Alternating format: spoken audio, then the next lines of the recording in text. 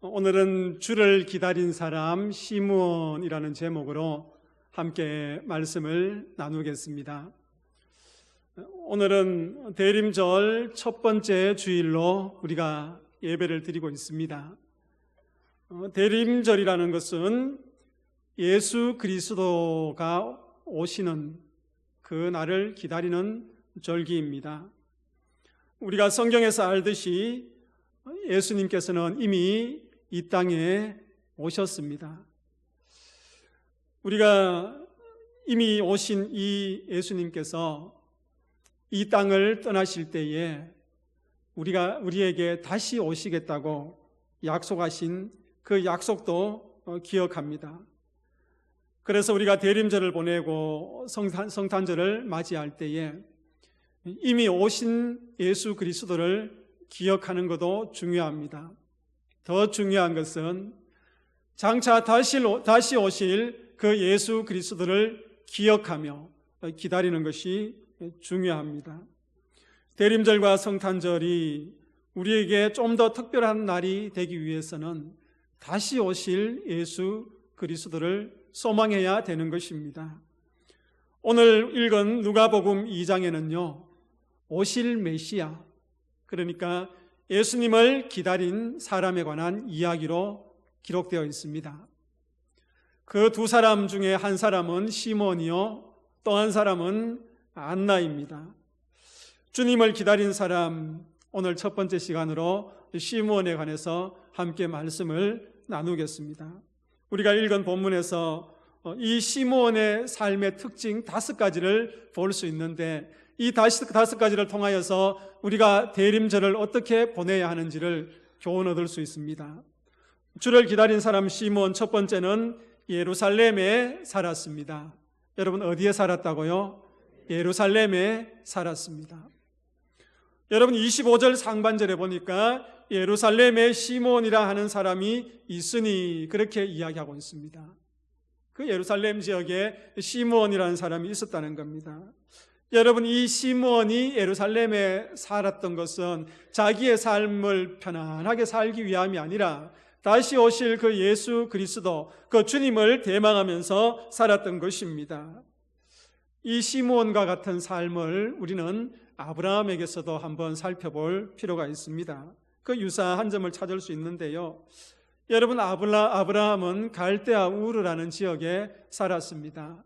그 지역에서 편안한 삶을 살고 있을 때에 어느 날 하나님께서 아브라함을 부르셔서 아브라함아, 너는 그 지역을 떠나라, 내가 지시할 땅으로 가라, 그렇게 말씀하시는 거예요.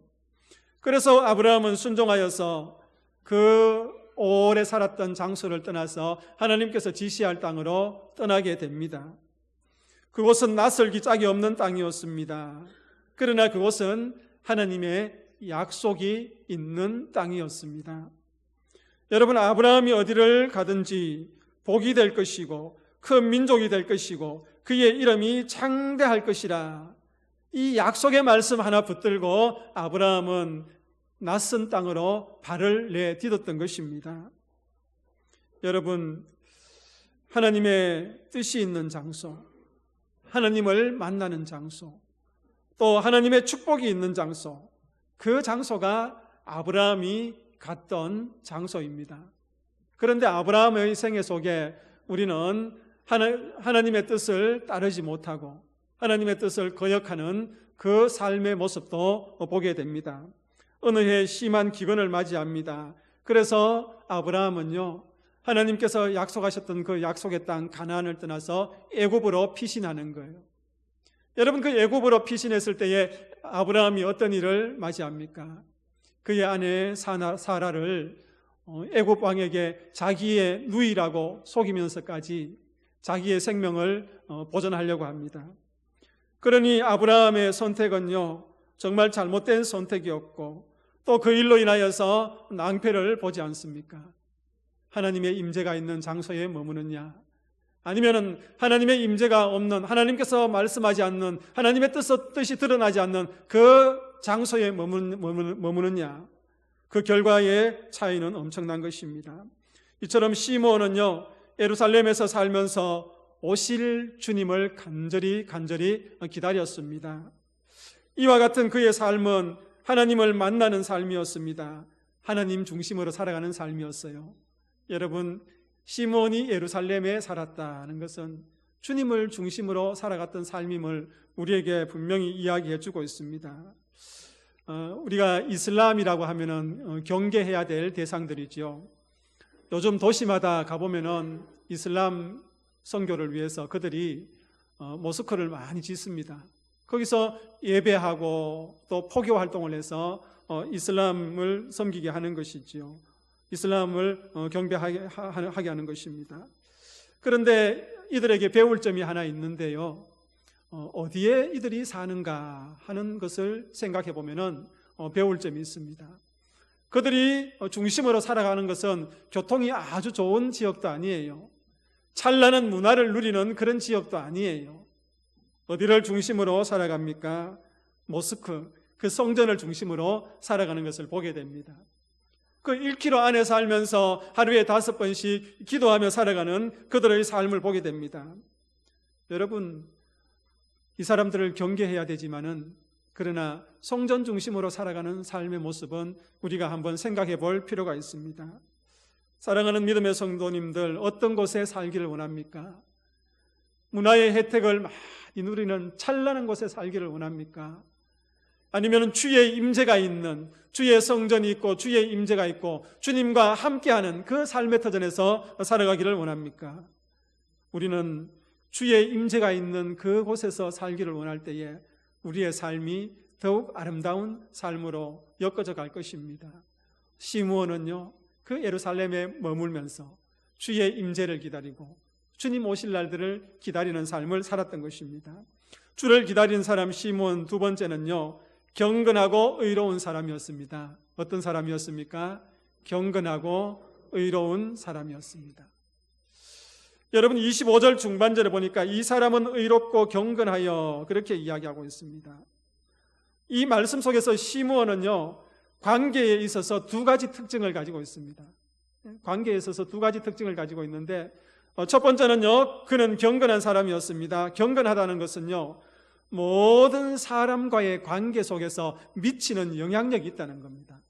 사람과 사람 사이에서 미치는 그 영향력이 있다는 것을 이야기하면서 저 사람은 경건하다, 그렇게 이야기하는 거예요. 여러분, 그 영향력은요, 외모도 아니에요. 복장도 아니고 외모도 아닙니다. 그 사람의 삶에서 예수님의 모습이 보인다면 그 사람은 경건한 사람이에요. 무슨 말이냐 하면은 이렇게 한번 생각해 봅시다. 여러분, 자녀의 눈에 아버지 안에 있는 그 예수님의 성품, 그 예수님의 모습이 보인다면 그 아버지는 경건한 아버지입니까? 경건하지 않는 아버지입니까? 경건한 아버지이지요. 배우자의 눈에 그 아내가 그 남편 속에 있는 그 예수님의 성품과 예수님의 모습이 보인다면 그 배우자는, 그 아내는, 그 남편은 경건한 남편이요 아내일 것입니다. 직장에서도 마찬가지예요. 직장 동료의 눈에 그 사람 안에 있는 예수님의 성품과 예수님의 모습이 보인다면 그 사람은 직장에서 경건한 사람이라 여김을 받는 겁니다. 사람과의 사람 관계 속에서 여러분, 예수님의 모습이 보일 때에, 예수님의 성품이 보일 때에 그 사람은 경건한 사람이라 그렇게 할 수 있는 것입니다. 그리고 다음은 의로운 사람이라 그렇게 이야기합니다. 시므온을 두고요, 의롭다고 했을 때 이 의는 사람과 사람과의 관계가 아니라 하나님과 우리 사람의 관계를 이야기합니다. 하나님과 어떻게 좋은 관계를 맺어가느냐, 올바른 관계를 맺어가느냐, 그겁니다. 그것을 보면은 이 사람이 경건한 사람인지 아닌지 알 수 있다는 겁니다. 성전에 나와서 하나님 앞에 예배를 드려요. 성전에 나와서 하나님께 기도를 드려요. 찬양을 해요. 하나님의 말씀을 깊이 묵상하면서 또 읽습니다. 하나님의 말씀에 의지해서 봉사했습니다. 기쁨으로 봉사합니다. 이러한 모습을 보면서 하나님과의 관계를 보면서 사람들이 저 사람이 경건한지 아닌지를 알 수 있다는 겁니다. 사랑하는 믿음의 성도님들, 시므온은 예루살렘에 머물면서 그는 경건한 사람으로 의로운 사람으로 살아가고 있었습니다. 대림절을 지내면서 우리는 주의 성전을 사모하며 주의 임재를 사모하며 정말 하나님께서 원하시는 그 경건의 삶을 살아가는 저와 여러분들 되기를 축복합니다. 주를 기다리는 사람 세 번째는요, 이스라엘의 위로를 기다렸습니다. 누구의 위로를 기다렸습니까? 이스라엘의 위로를 기다렸습니다. 여러분 25절에 보면 이스라엘의 위로를 기다리는 자라 그렇게 이야기하고 있습니다. 이스라엘의 역사를 보면은 정말 환란의 연속이었습니다. 항상 주변 강대국들의 영향을 받습니다. 주변 강대국들의 영향을 받아서 남쪽에서 전쟁을 하면은 북쪽까지 영향을 받고, 북쪽에서 전쟁을 하면은 남쪽까지 영향을 받고, 전쟁이 끊이지 않는 그 지역에 살고 있었습니다. 그러니 그 백성들의 삶이 어떻겠습니까? 고단해요. 그 백성들의 삶이 환란에 늘 휩싸여져 있었습니다. 우리나라와 마찬가지지요. 우리나라와 유사한 점을 많이 가지고 있는데 우리가 일본과 접해 있습니다. 러시아와 중국과 이 강대국 사이에 늘 끼워져 있다 보니까 어때요? 정말 전쟁의 역사 속에 또 고난의 역사 속에 살아가는 것을 보게 됩니다. 반만년의 역사 속에서 1300번 이상 3년마다 전쟁을 치르는 것과 같았습니다. 그래서요, 안녕하십니까? 라는 그 인사 속에는 어떤 의미가 있습니까? 전쟁 속에서도 무탈하십니까? 그 의미입니다. 이스라엘 백성들이 샬롬이라고 했을 때에 저 이 혼란한 전쟁 가운데도 당신의 삶이 무탈하십니까? 하는 그 인사입니다. 우리나라 인사와 그 유사하지요. 시므온은 당시 이스라엘의 고난의 시기를 보내고 있었습니다. 예루살렘에 머물며 경건한 자로 살아가는 이 시므온은요, 그 나라의 고난의 시기 가운데 지내면서 성전에 머물렀고 경건한 자로 살아갔다는 것입니다. 여러분, 이러한 상황에서 시므온은요, 오실 주님을 대망하며 이스라엘의 위로를 기다렸습니다. 주님 다시 올 겁니다. 메시아를 기다리면서 이 민족 가운데 있는 아픔을 해결해 주시고 내 개인적인 아픔 가운데에 찾아와 주셔서 위로하여 주십시오 하며 그 위로의 하나님을 기다렸다는 것입니다. 주님께서 나의 형편 가운데 오셔서 기쁨과 자유가 있기를 소망했던 것이지요. 그는 날마다 위로를 기다리는 삶을 살았던 것입니다. 왜냐하면 우리 하나님은요, 위로의 하나님이시기 때문에 그렇습니다. 고린도후서 1장 3절에서 4절 말씀을 보면은 위로의 하나님에 관해서 말씀이 기록되어 있습니다. 우리 함께 읽어보겠습니다. 찬송하리로다. 그는 우리 주 예수 그리스도의 하나님이시요 자비의 하나님 아버지시요 모든 위로의 하나님이시며 우리의 모든 환난 중에서 우리를 위로하사 우리로 하여금 하나님께 받는 위로로서 모든 환난 중에 있는 자들을 능히 위로하게 하시는 이시로다. 아멘. 여러분, 고린도후서에 보면은 이 위로의 하나님에 관한 단어가 10번도 넘어요. 그렇게 많이 기록이 되어 있습니다. 우리는 위로를 이야기하면서 동정과 위로를 조금 구분할 필요가 있습니다. 여러분, 그 동정의 의미와 위로의 의미를 구분할 필요가 있는데, 동정은 나의 마음의 아픔에 대해서 같은 마음과 같은 감정을 가지는 겁니다. 내 속에 있는 아픔, 당신 속에 있는 그 아픔에 대해서 같은 마음과 같은 감정을 가지는 것을 동정이라 그렇게 이야기할 수 있습니다. 반면에 위로는요, 내 삶 가운데 오셔서 내 아픔을 이해하고 그 아픔으로부터 나를 건져내어 주는 거예요. 이해하는 차원을 넘어서 내가 아파하고 있는 그것으로부터 건져내어 주고 구출해내어 주는 겁니다. 그렇기 때문에 이 위로는요, 내 상태에 변화가 있는 겁니다. 특별한 변화가 있어요. 내 상태가 더욱 견고해지는 겁니다. 편안함과 힘 있는 삶을 만들어가는 것이지요. 여러분, 이 동정과 위로를 구분함에 있어서 우리는 위로에 대해서 출애굽기의 말씀을 통해서 다시 한번 확인할 수 있습니다.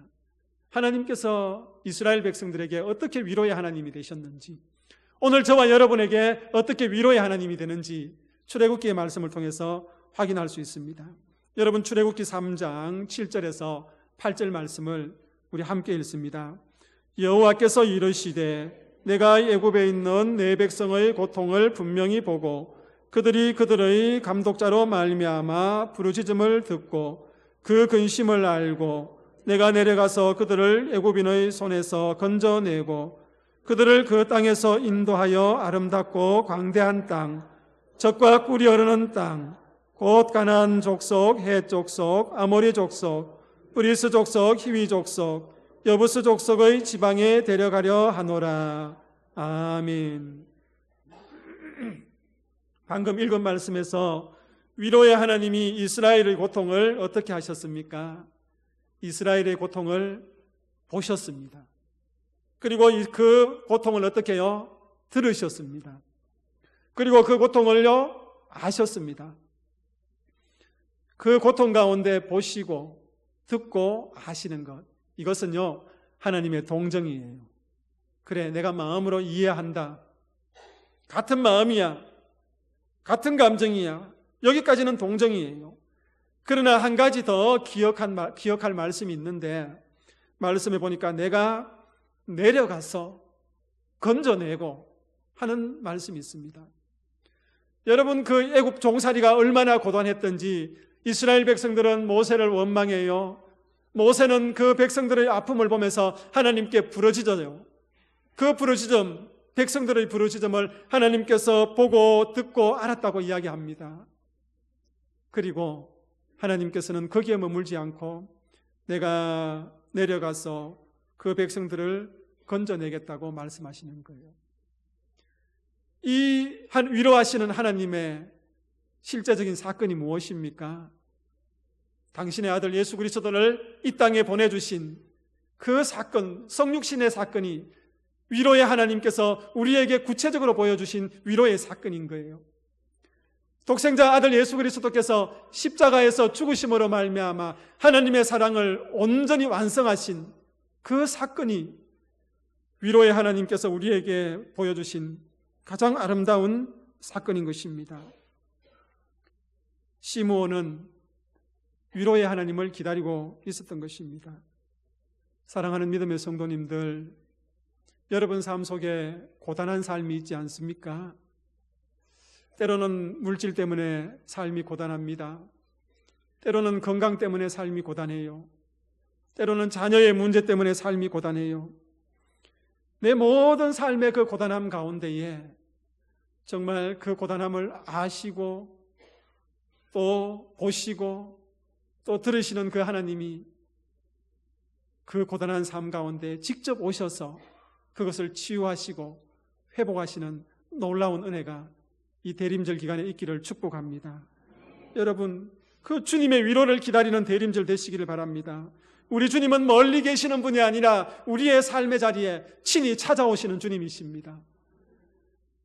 그 고단함 가운데 오시는 주님, 매일 삶 속에 위로하시는 그 하나님이 저와 여러분의 하나님이 되시기를 축복합니다. 주를 기다린 사람 시므온, 네 번째, 성령의 사람입니다. 성령의 사람입니다. 26절을 보니까요, 성령이 그 위에 계시더라. 26절, 27절에도 보니까 성령의 지시를 받았더니 이 성령의 감동으로 성전에 들어가매, 그렇게 이야기하고 있습니다. 이 말씀들은 시므온이 성령의 사람임을 증언해주는 말씀입니다. 성령은요, 저와 여러분의 삶에 아주 중요합니다. 왜냐하면 그 성령은 누구의 숨결입니까? 하나님의 숨결이에요. 그 하나님의 숨결이 지금도 누구에게 있습니까? 나의 숨결 속에 있는 거예요. 여러분, 우리가 예수님을 믿고 세례를 받으면은 그 성령의 기름 부으심이 어디에 임합니까? 내 심령 가운데 임하지요.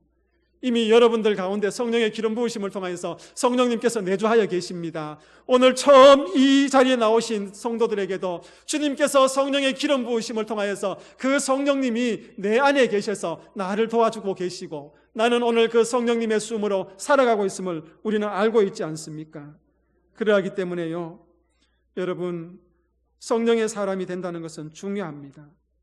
성령으로 말씀을 이해할 수 있습니다. 성령으로 기도할 때에 그 기도의 제목들이 하늘에 상달되고 응답받게 됩니다. 성령으로 봉사할 때에 생명의 역사가 있는 거예요. 성령으로 우리 아이들을 가르치고 교회 학교들 아이들을 가르칠 때에 그 아이들 속에 변화가 일어나는 겁니다.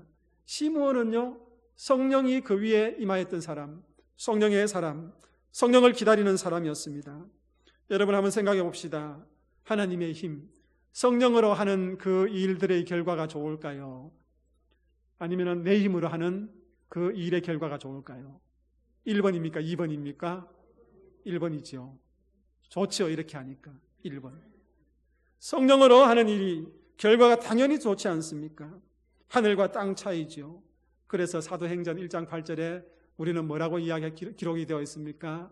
오직 성령이 너희에게 임하시면 너희가 권능을 받고 예루살렘과 온 유대와 사마리아와 땅 끝까지 이르러 내 증인이 되리라 하시니라. 여러분, 성령은요, 우리에게 무엇을 주냐 하면은 권능을 주시는 거예요. 권능. 이 권능이라는 말은요, 디나미스, 다이나마이트예요. 폭발적인 힘을 가지고 있는 거예요. 폭발적인 힘. 시므온은 그 성령의 사람이었습니다. 오늘 우리가 성령의 사람이 되고 성령의 능력을 입어서 주님을 기다려야 되는 것입니다. 그러할 때에 우리의 직장에서도, 가정에서도, 교회에서도 행복이 넘치고 기쁨이 넘치고 생명의 역사를 이어가는 것입니다. 대림절 주님 오심을 기다리는 이 기간에 우리 언양제일교회 모든 믿음의 성도들 가운데에 성령의 기름 부으심이 있기를 축복합니다. 그래서요, 기쁨이 넘쳐나는 그런 대림절 되기를 소원합니다. 주를 기다린 사람 5번째, 시므온 5번째, 하나님의 뜻을 따랐습니다. 누구의 뜻을 따랐습니까? 하나님의 뜻을 따랐습니다. 27절에 보니까 주제여 이제는 말씀하신 대로 종을 평안히 놓아 주시는도다, 그렇게 이야기하고 있습니다. 시므온은 하나님의 뜻이 이루어지는 것을 보았습니다. 하나님, 메시아를 보기 전에는 제가 죽지 않을 겁니다. 참 고집스러운 사람이죠. 내가 주를 보겠습니다, 그런 마음으로 성전에 머물렀습니다. 그러니 태어난 아기 예수, 그 메시아를 보지 않습니까? 이제는 죽어도 충분하다고 이야기합니다. 그의 고백 속에 하나님의 뜻을 따라서 살았고 하나님의 뜻을 이루었기 때문에 죽어도 여한이 없다는 거예요. 여러분, 우리가 얼마나 오래 살았느냐, 그것이 더 중요한 것이 아니라 교회에서 신앙생활을 몇 년을 더 했느냐, 그것이 중요한 것이 아니라 단 하루, 단 1년, 10년, 20년, 30년 신앙생활하는 가운데 가장 중요한 것은 내가 하나님의 뜻대로 살았느냐, 하나님의 뜻대로 살지 않았느냐, 그것이 가장 중요한 겁니다. 여러분, 창세기에 보면은 믿음의 조상인 아브라함도 하나님의 뜻대로 살지 않았던 순간들이 많이 있었습니다. 창세기 16장 16절과 우리가 17장 1절 말씀을 함께 읽어보겠습니다. 16절 먼저 읽습니다. 하갈이 아브라함에게 이스마엘을 낳았을 때에 아브라함이 86세였더라. 17장 1절입니다. 아브라함이 99세 때에 여호와께서 아브라함에게 나타나서 그에게 이르시되 나는 전능한 하나님이라 너는 내 앞에 행하여 완전하라. 아멘. 창세기 16장 16절과 17장 1절은요, 원래 이렇게 나누어진 문장이 아니고 한 문장이었습니다. 원래 하나의 연결된 문장이었습니다. 여러분, 원래 성경은요, 지금 우리가 읽는 것처럼 몇 장 몇 절 이렇게 나누어져 있지 않았습니다. 그런데 후대에 우리가 읽기 편하기 위해서 이렇게 몇 장 몇 절로 나누어져 있었습니다. 오늘 16장 16절과 17장 1절은요, 같은 문장입니다. 같은 문장인데 아브라함의 생애에 있었던 두 가지 사건을 무엇에 맞추어서 기록했냐면은 나이에 맞춰서 기록한 거예요. 그러니까 아브라함의 생애에 있었던 두 가지 사건을 86세 나이에 있었던 사건을 먼저 기록하고 그 다음 99세에 있었던 사건을 기록한 겁니다. 여러분, 86세 아브라함 때 무슨 사건이 있었습니까? 아들 이스마엘을 낳은 거예요. 그에게 아들이 없었기 때문에 아브라함에게는 불안감이 있었습니다. 여러분, 아브라함에게 약속하신 그 하나님의 약속이 뭡니까? 내 이름을 창대하게 할 것이고 너의 민족을 어떻게 해요? 번성하게 할 것이다. 번성하려면은 누가 필요합니까? 아들이 필요한 거예요. 그런데 아브라함은 아들이 없어요. 아들이 생길 생각조차 하지 않아요. 그 불안감에 아내 사라가 제안합니다. 여종 하갈을 취해서 아들을 낳고 그 아들을 통하여서 상속자로 삼으십시오. 이 말씀은 뭡니까? 사갈을 통해서 아들을 얻어서 그 하나님께서 약속하신 그 약속의 말씀을 성취하십시오. 그렇게 이야기합니다. 그런데 하나님은 이것에 대해서 아니라고 하셔요. 하갈을 통해서 낳은 아들이 상속자가 아니라 사라의 몸에서 난 자가 상속자라, 그렇게 이야기합니다. 그럼에도 불구하고 아브라함은 자신의 그 불안한 마음 때문에 하나님의 뜻을 따랐습니까? 따르지 않았습니까? 따르지 않은 삶을 살았던 거예요. 여러분, 지난 아브라함의 99세 때 그 시간들을 한번 봅시다. 아브라함에게 자신의 뜻을 다시 전하면서 약속을 확인합니다.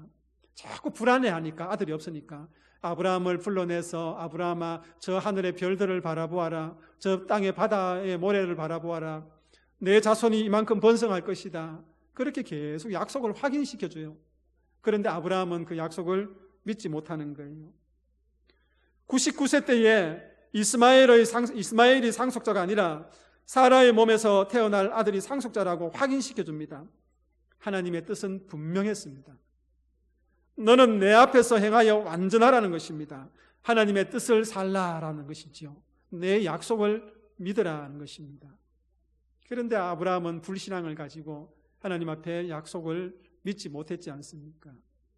믿음의 조상인 이 아브라함도 하나님의 뜻에 따라 살지 않았습니다. 그러나 하나님은요, 하나님의 뜻을 따라 살지 않은 그 13년의 시간, 아브라함에게 13년의 시간, 하나님은 기억하지 아니하시고 하나님의 뜻을 따라 살며 미래의 삶을 열어가고 그 약속을 성취할 것을 끊임없이 이야기하고 있는 것입니다. 오실 주님을 기다리던 그 시므온은요, 성전에서 경건한 사람으로 살며 위로의 하나님을 기다리면서 성령이 충만했던 사람이었습니다. 그러니 그 성전에서 누구의 뜻을 이루었습니까?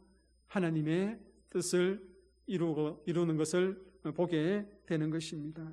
사랑하는 믿음의 성도님들, 대림절을 기다릴 때에 우리의 뜻보다 하나님의 뜻을 더 구하는 믿음의 성도들 다 되시기를 축복합니다.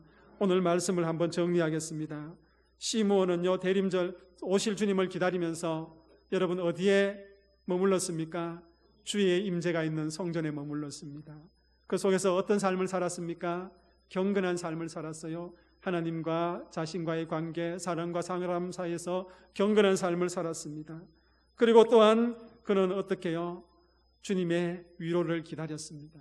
성령 충만한 삶으로 주님의 뜻을 따라서 그는 주의 오심을 기다렸습니다. 주님 오심을 기다리는 이 대림절 기간 속에 주님의 임재를 기다리며 또 주님의 위로가 여러분들 삶 속에 충만하시기를 소원합니다. 기도하겠습니다.